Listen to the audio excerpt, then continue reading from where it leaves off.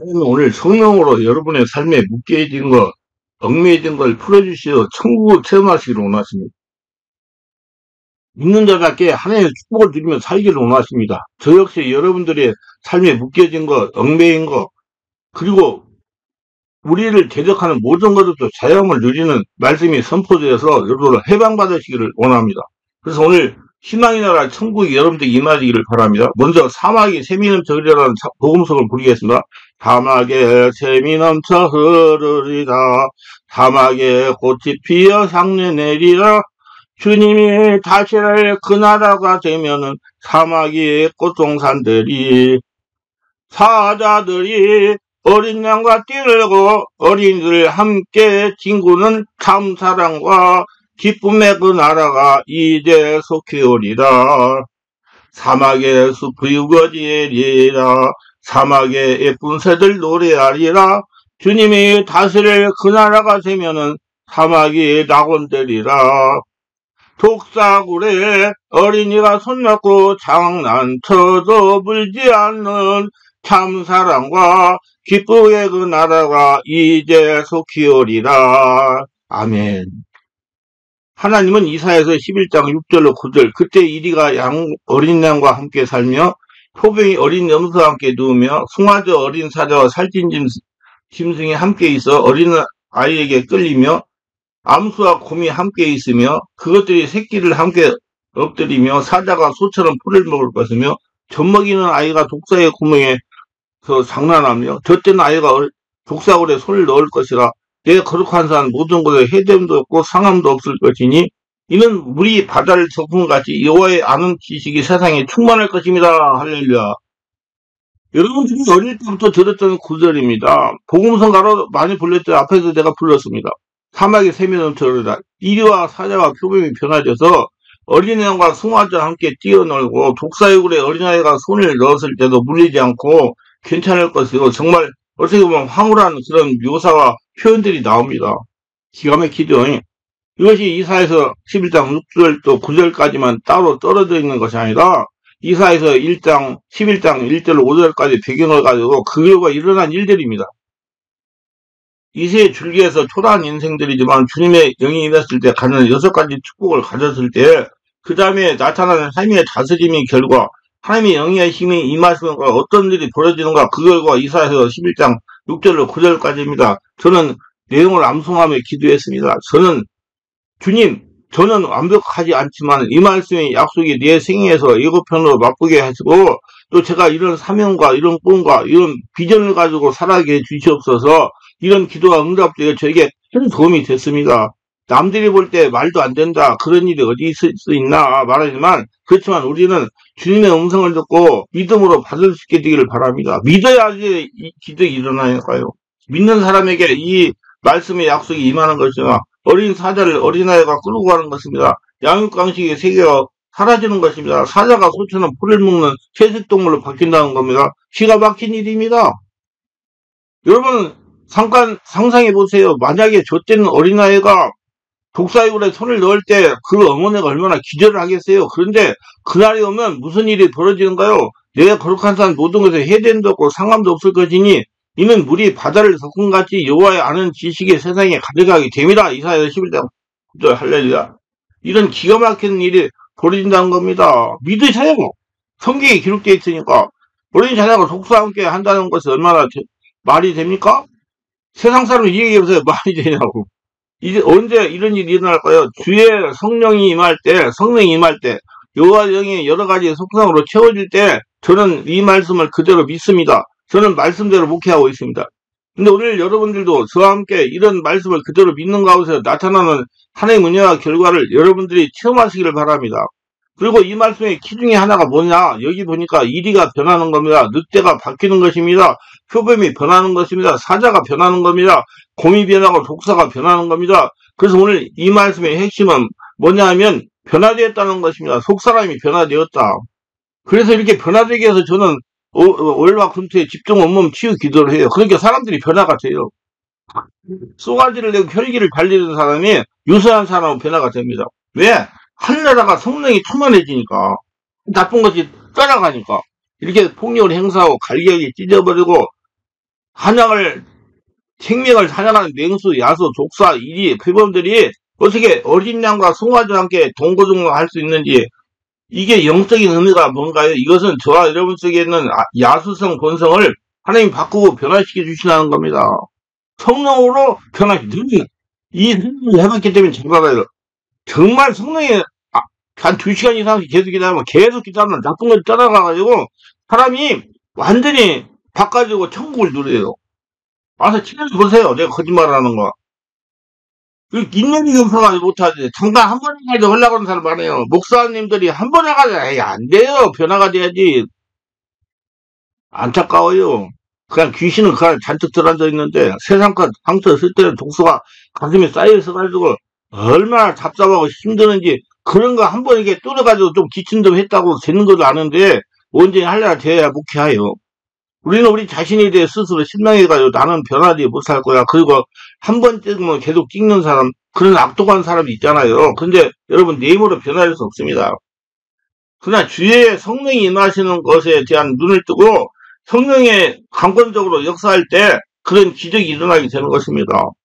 이런 평판 인생의 본성은 우리가 과거에 예수님을 모르고 하나님 없이 마음대로 내 마음대로 살던 우리의 육신의 본성이 우리의 피의 복음, 보혈의 복음, 성령의 역사를 통해서 그리고 전에는 이리 갖고 표범가 찾아갖고 공 갖고 독사 같은 사람이 이리가 누굽니까? 하나님을 알기 전에 나라고 말할 수 있어요.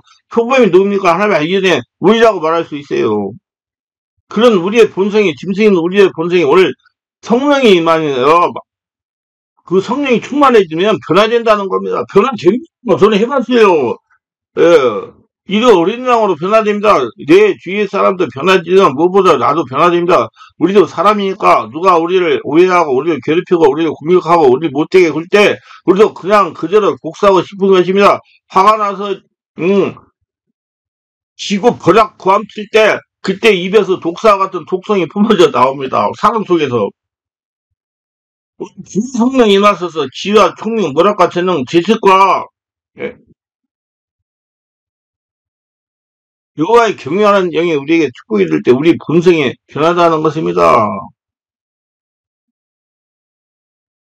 사나운 성품이 변한다는 겁니다. 표독한 성질이 바뀌게 되는 거야. 내면이 성령으로 설계가 다 독이 떠나가니까 완전히 변해가지고 내 영적, 정신적, 육체적으로 언제 할나라가 되니까 몸도 건강해지고 말도 유순해지고 천황도 볼 때 은혜스럽고 그래요.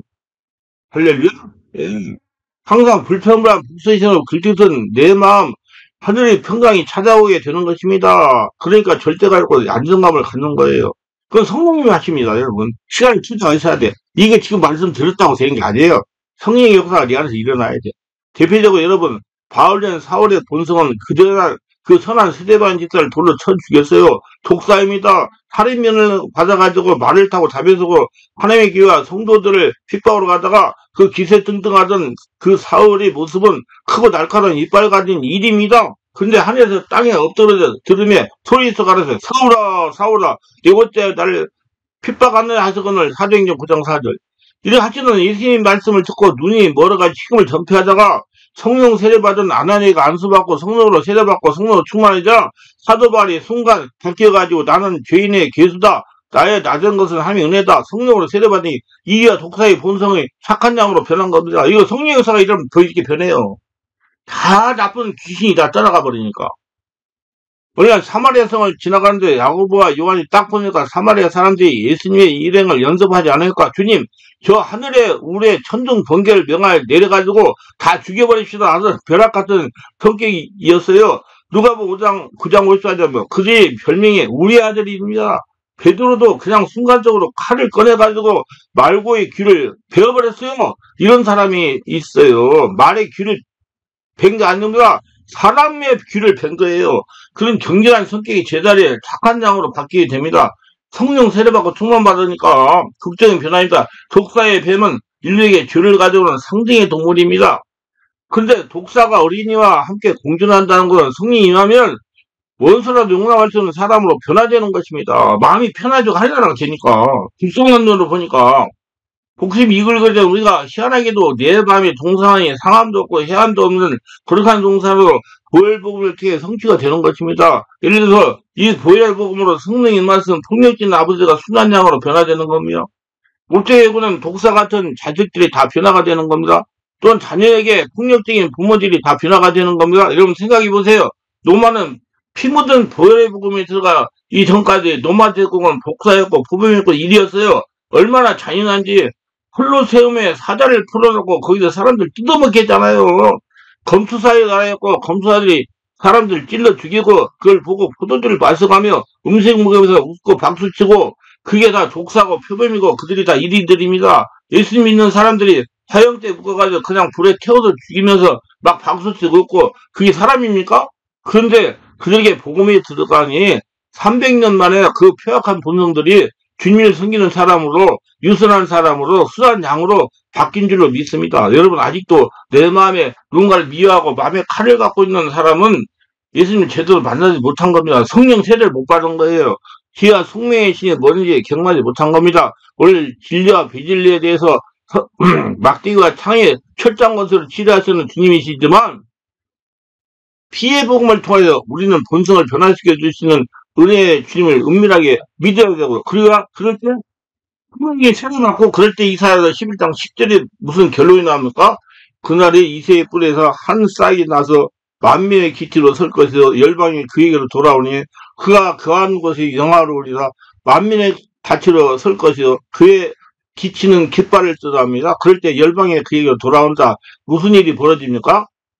오늘 이사야서 11장, 12장 사이에 그날이라는 말이 여러 번 나와요. 4번 이상 나옵니다. 그날이란 메시아가 다스리는 날인데 첫째로 유다가 바벨에서 돌아오는 날도 되고 둘째가 신하게 예수님이 오셔서 시작된 하나님의 나라도 되고 세 번째가 멀리 장차 세상 끝에 대림으로 완성될 하나님 나라가 도래한다는 뜻입니다. 그날 오른 이런 은혜를 받을 때 변화될 것이다. 이사야서 12장 11절에 그날에 주께서 다시 그의 손을 펴서 그의 남은 백성을 아수르와 여러 군대로 또 회복시켜 줄 것이다. 심지어 이사야서 12장 14절 보니까 에돔과 모압과 온수 같은 이방도 다 회복되게 될 것이다. 즉 신약에 하나님 나라가 도래하면 이방인들 다 그 나라에 돌아오게 됨을 예언합니다. 그날에 이게 자꾸 반복이 됩니다. 그리고 그날에 이사야 12장 1절에 계속되는 그날에 내가 말하기를 여호와여 주께서 전에는 내게 노하여 싸우니 이제는 주의 진노가 들어섰고 또 주께서 나를 아니하시오니 내가 주께 감사하다 할 것이니라. 주의 진노가 돌아섰고 전에는 노하셨으나 이제는 진노가 돌아서 회복되는 일을 받게 될 것입니다. 왜 그래요? 내가 성령으로 완전히 지비에 장악된 가지고 독이 빠져나가고 아잠이 없어지고 온전히 예수로 채워졌기 때문에 그렇게 된 겁니다. 그리고 이 은혜를 받고 이사야서 12장 2절에 놀라운 찬송이 나오는데 오늘 암송 요절입니다. 보라 하나님은 나의 구원이시라. 내가 신뢰하고 두려움이 없으시리니 주 여호와는 나의 힘이시며 나의 노래시며 나의 구원이심이라. 보라는 적당히 보는 것이 아니라 놀라서 주목해서 보는 겁니다. 선포하는 마음을 다 깨달으라는 마음으로 외치는 감탄사가 보라입니다. 우리가 전에 이사야서 12장 2절을 복음성가로 많이 불렀잖아요. 그런데 은혜가 오늘날에도 있기를 바랍니다. 그래서 하나님은 나의 힘이 되시고 나의 노래가 되셨는데 이사야 12장 3절은 더 놀랍게 점층법으로 올라갔어요. 그러므로 너희가 기쁨으로 구원의 우물들을 문을 기르리로다. 조금 전에 나의 구원이시고 나의 노래이시니 주어가 단수를 맡겼어요. 근데 이사야서 12장 3절은 너희가 주어가 복수가 되는 것입니다. 점층법입니다. 점층법이란 마치 층계를 하나하나 밟고 올라가거나 내려가는 것과 같은 기법입니다. 먼저 자신을 닦고 집안을 가지려고 나를 다스리는 천하를 태풍게 하자는 점점 확장하고 방법이고 천하를 태풍게 하려는 먼저 하늘나라를 다스리고 나를 다스리며 먼저 집안을 가지려고 집안을 가지려 하려면 먼저 자신을 닦아야 된다는 점차 세밀하게 찾아가는 방법입니다. 그래서 자기가 먼저 하늘나라가 되어야 돼요. 성령으로 세례받아가지고. 너희는 기쁨으로 구원의 우물물에서 물을 기르려. 저는 이 구절 너무 좋아요. 우리는 오늘 초라한 2세의 줄기라고 할 수 있어요. 근속함이 많았다 하더라도 6가지 영이 임하시고 주의 입에 막대기와 주의 입술의 기운이 능력과 권세가 우리에게 임할 때 무슨 일이 벌어지는가요? 우리 모두에게 구원의 우물물에 생명수를 기르려라. 기쁨으로 구원의 우물을 기른다. 너무 감사하고 너무나 기가 막힌 표현입니다. 적당한 물이 아니라 구원의 우물물이네. 우물물, 여러 사람이 먹는 거, 여러분, 물은 생명의 기운이고, 물은 풍성하게 하는 것이고, 메마른 인생을 새롭게 하는 것이 물이 되는 줄 믿습니다. 요한복음 4장에 보니까, 수강생 우물가에 있는 그 여인에게 주님의 영이 임했을 때, 내가 너에게 주는 물을 먹을 때 영원토록 목말이 아니라, 내가 샘솟는 샘물이 돼가지고 내 속에서 솟구칠 때, 내가 다시는 목말이 아니라, 이런 놀랍고 놀라운 구원의 우물이 되어주시는 것입니다. 제가 오늘 설교를 시작할 때 여러분 삶에 묶여진 것, 얽매인 것, 그리고 우리를 대적하는 모든 것도 자유함과 새로움이 나타나고 선포되기를 원합니다라고 말한 것이 기억나시죠? 방법이 뭡니까? 이런 성령으로 세례받고 성령 그런 다음에 구원의 우물을 길어 올릴 때 여러분의 생수가 흘러넘칠 때 하나님이 주신 축복으로 되는 겁니다. 여러분 안에서 올라와야 돼요. 불 받는다고 자꾸 돌아다니지 말고 내 안에서 나와야 됩니다. 그리고 제일 기가 막힌 표현이 뭐냐면 이사야 11장 9절 내가 거룩한 산 모든 것에서 해됨도 없고 상함도 없을 것이니 이는 물이 바다를 덮음같이 여호와의 아는 지식이 세상에 충만할 것입니다. 어마어마한 표현입니다. 얼마나 많은 물이면 바다가 다 죽겠습니까? 그런데 그 물이 바다를 덮는 이거는 신학적으로 해석하면 마치 노아 방주 시절에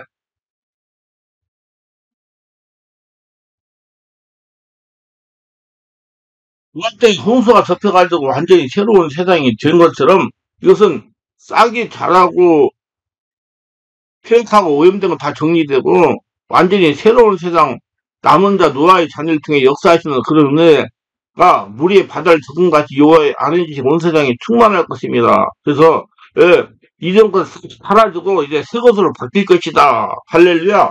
그럼 이것이 너무나 신선한 겁니다. 그래서 성령 세를 받아야 돼. 죄송합니다만. 말로 가는 게 아니라 실제적으로 속이 더러운 걸 쏟아내야 돼요. 최고의 극신 물이 바다를 덮는 것이나 얼마나 파워풀합니까?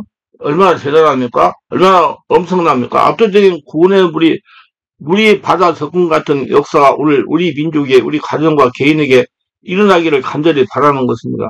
이 유튜브 설교를 듣는 분들에게 물이 바다를 덮어가는 은혜가 항상 흘러넘치시길 바랍니다. 너무나 놀라운 것입니다. 우리가 고백을 하고 우리가 마음을 같이 해서 결단하는 게 뭐냐면 하나님의 일은 주님의 일은 주님의 사람은 어느 때 언제라도 끝까지 활력을 유지하는 것입니다. 성령이 충만해야 된다 이 말이에요. 우리 바다를 섞은같이 구원의 물이 있기를 때문에 우리 이 생수를 역사가 날마다 일어나니까 성령이 충만해지니까 우리 각자가 스타일이 다르고 어떤 사람이 조신하고 어떤 사람은 스타일이 있을 것이고 어떤 사람은 좀 유형적인 성격이 있을지라도 그러한 한 가지 분명한 것은 뭐냐면 예수 믿는 사람은 성령이 임하는 사람은 환경이 어쩌되든지 상황이 어떻게 되든지 상관없이 구원의 우물을 길어올리는 사람이고 물이 바다를 덮은 같은 역사를 체험하는 사람이기 때문에 끝까지 활력을 유지하는 것입니다. 여러분 세계 끝까지 우리 죽은 하나님이 아니라 살아계신 하나님이 쓴 겁니다. 지금은 하나님 살아계십니다.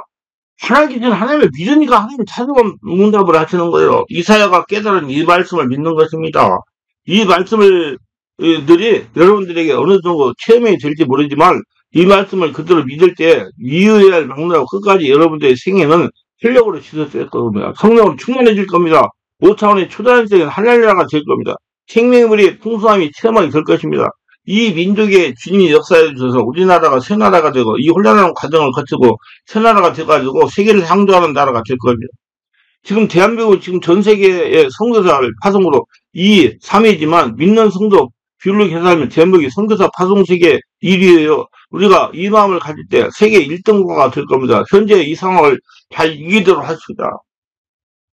2024년 얼마나 괴로웠어요. 힘들었죠? 어떤 사람 때문에. 근데 지나간 일을 하고 앞으로 새로운 지도자가 나와가지고 일 바꾸고 또 우리도 기도를 해가지고 우리 성령으로 우리나라가 충만하도록 기도합시다. 계형, 소모형, 모락형, 계능형, 여호와 아니실까 여호와를 경외하는 영을 통해서 우리 본성이 바뀌고 새로워짐으로 말미암아 구원의 하나님을 찬송하도록 합시다. 1980년 대한민국을 정말 어려웠을 때 명동 YMCA라는 장소에서 예수 존재라는 성교단체가 모이고 있었어요. 그 성교단체 많이 부른 찬송이 이사야 12장 2절 찬양입니다. 보라 하나님은 나의 구원이시라 내가 의지하고 두려움이 없으리로다. 주 여호와는 나의 힘이시라 나의 노래시며 나의 구원이다. 그러므로 너희가 기쁨으로 구원의 샘에서 물을 기르리라. 이런 찬송을 부를 때 1980년대 대한민국 위기가 해결이 된 것입니다. 그리고 1990년대 대한민국이 위기가 왔습니다. 그럴 때 우리 바다 서군같이 이런 찬송을 통해서 그 은혜의 불이 다 덮어져서 대한민국의 위기를 극복하게 된 것입니다. 할렐루야? 1980년대 극복하시고 1990년대 위기를 극복하시는 하나님이라면 지금 이런 찬송과 말씀을 때 우리 지금 새 나라로 만들 수 있는 한 해와 있게 되실 것입니다. 그래서 우리 위기를 극복하고 전화위복의 은혜를 받고 하늘나라가 충만해져서 우리 바다 덮음같이 오늘 말씀과 같이 항상 어린이들이 독사골에 손 넣어도 문제가 일어나지 않는 축복의 하늘나라가 되도록 기도하는 저와 여러분 되시기 바랍니다. 그걸 믿고 그걸 향해서 가시기를 바랍니다. 기도합니다. 오늘도 죄수교를 끝까지 시청하신 분들 축복하소서. 구독, 좋아요, 알람 설정, 공유하신 분들 축복하고 성령 세례 충만받고 오늘 말씀에 나온 대로 다 이루어져가지고 지금 살아서 천국을 누리고 은혜 충만하고 하나님 복을 드리며 하나님의 사랑을 증명하고 살다가 주님 오라 부르시면 영원한 천국에 가서 영생하는 복된 자가 다 되게 하소서. 예수님의 이름으로 기도드리나이다. 아멘.